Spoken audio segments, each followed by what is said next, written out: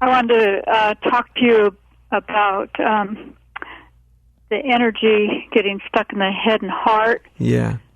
And mine's been going on for a while, and it's pretty intense at times. But it seems to have started after I got up from sitting, and suddenly there was just this movement and nobody there. Mm-hmm. And then this fear welled up. It was this really big fear, and then I was able to question the fear like a day or two later, and wait a minute, that was just a simple experience. But then I seem to have gotten stuck in it, and I've recently was able to sit with it and feel it and let it just be there, and then it got bigger, but then it just settled. Yeah.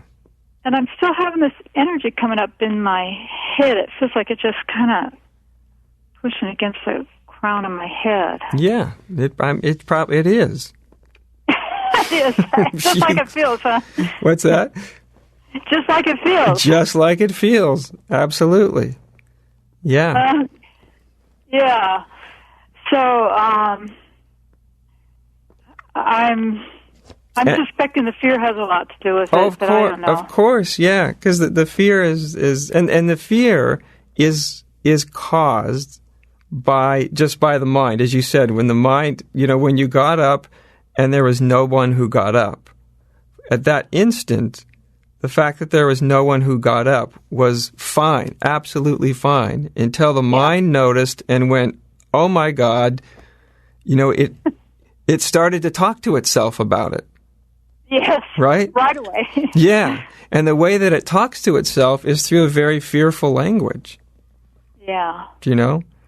And so really quickly, we move into that fearful self-talk, and we forget all about the fact that at that moment when just realizing that there's nobody here, nobody there that gets up, that is fine in and of itself. There's actually no problem whatsoever until I start to listen to my mind tell me what it thinks about that. Yeah. And then fear, and of course, everybody knows that whenever there's fear, there's also a kind of physical clamping down, holding on, right? There's blockages. Yeah. All the rest. So you're right, the fear and the energy pushing towards the top of the head, that's in the top of the head, there's a particular type of holding. That's all it is. Just a type of holding on. Just a type of the pushing up, energy pushing up is a kind of holding on? No, the fact that it has something to push up against is the holding on. Oh, it's pushing up against the fear. It's pushing up against what the mind is telling you to make you afraid of the whole situation. Yeah. Yeah. So there's two things. Self pushing up against. Yeah, it's pushing up against self. Fear. Yeah. Yeah. It's funny, isn't it? You can have a moment of recognition of there is no self. Yeah. And then in the next moment, it's like, oh, the self that's not really here. Now the self is really afraid. Yeah. And it's holding on. It's holding on as if something's going to happen. Because all that happens in a moment of spiritual insight is you just see the way things have always been. Right. It's not like you lost something that you had. Yeah. It's like you realize that what you thought you had, you never really did have. It was all imagination. Nothing more. The fear seems to really be that. Actually, after I settled from the fear, I just went, oh. Yeah. That was a really simple experience. Yeah. That's all the ruckus about. There you go. Yeah. Except it keep going on. Yeah, So sometimes it's useful, like you just said, to just really meet the fear, and that can really open it up or help to release it. And sometimes you have to let your guidance come from inside, and sometimes it's useful just to recognize, the way your mind is thinking fear-generating thoughts. Yeah. And that the fear isn't actually coming from a reality, it's coming from paying attention to the fearful thoughts. And when you start to see that, oh, it's just fearful thinking.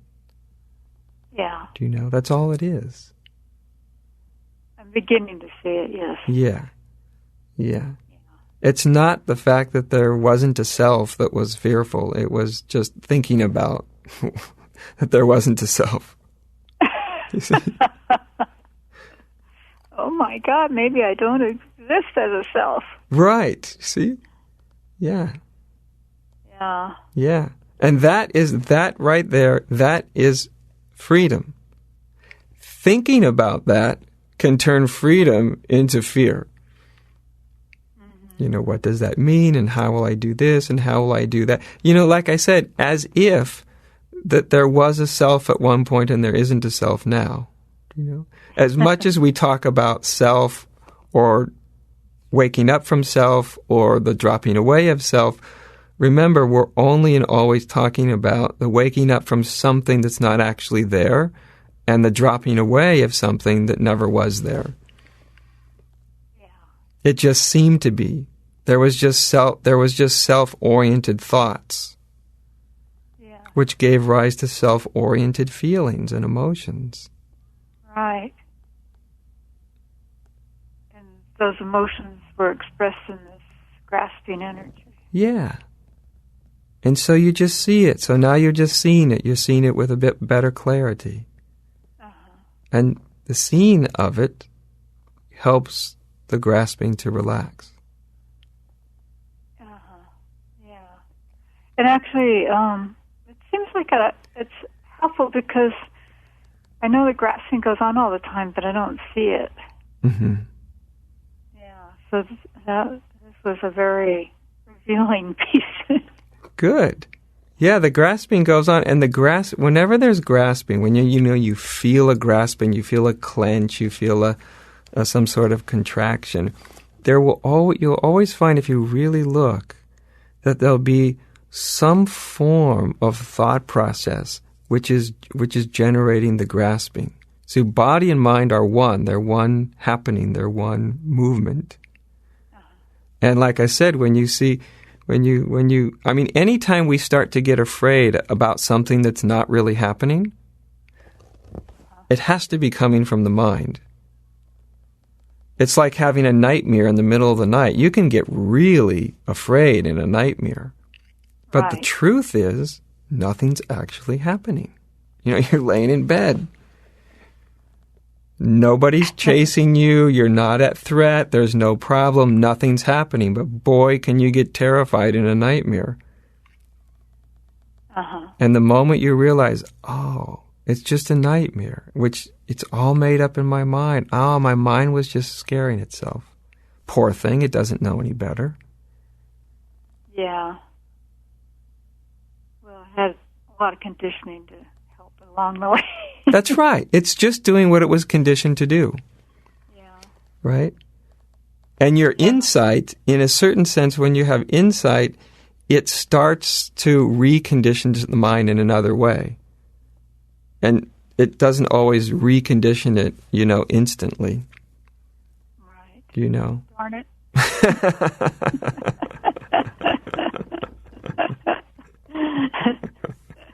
But I had a little sense of, oh, you little...